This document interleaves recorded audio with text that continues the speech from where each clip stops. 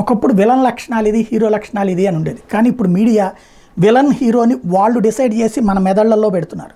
అట్లాగే ట్రంప్ని విలన్గా ప్రపంచానికి చూపించడంలో 2019 టైంలో సక్సెస్ అయ్యారు. దాని ఫలితం ట్రంప్ పోయి ఆ రోజున బైడెన్ వచ్చాడు. బైడెన్ ఎంత విలనిజం చేసినా హీరోయిజంగానే ప్రొజెక్ట్ చేసుకొచ్చారు. బైడెన్ చివరికి ఎంత తలతెక్కలోడో అర్థమయ్యి ప్రజలే అక్కడ ఓట్లు వేయడం మానేసే పరిస్థితి వచ్చేటప్పటికి బైడెన్ తీసి కమలా హ్యారిస్ పెడితే ఇప్పుడు కమలా హ్యారిస్ని హీరోయిన్ చేస్తున్నారు. అక్కడ ఉన్నటువంటి పరిస్థితులన్నింటినీ వక్రీకరిస్తూ మళ్ళీ ఇంతకాలం ఆ దేశం నాశనాన్ని వైపుకి తీసుకెళ్ళి ఆ దేశం ప్రపంచంలోని యుద్ధాలకు తీసుకెళ్ళినటువంటి దాన్ని కూడా పక్కకి తీసుకెళ్తున్నారు. మరోవైపు ట్రంప్ మీద వరుసగా 2 హత్యా ప్రయత్నాలు జరిగాయి. ట్రంప్ ఒక దురదృష్టవంతుడు అని ఎట్లా అనొచ్చంటే, క్రిందసారి అసలు నల్ల జాతీయులకి అండగా నిలబడ్డటువంటి ట్రంప్ అమెరికన్లకు అండగా నిలబడ్డటువంటి జాతీయవాదిని ఆ దుర్మార్గుడుగా చిత్రీకరించి దెబ్బతీసినటువంటి పరిస్థితి.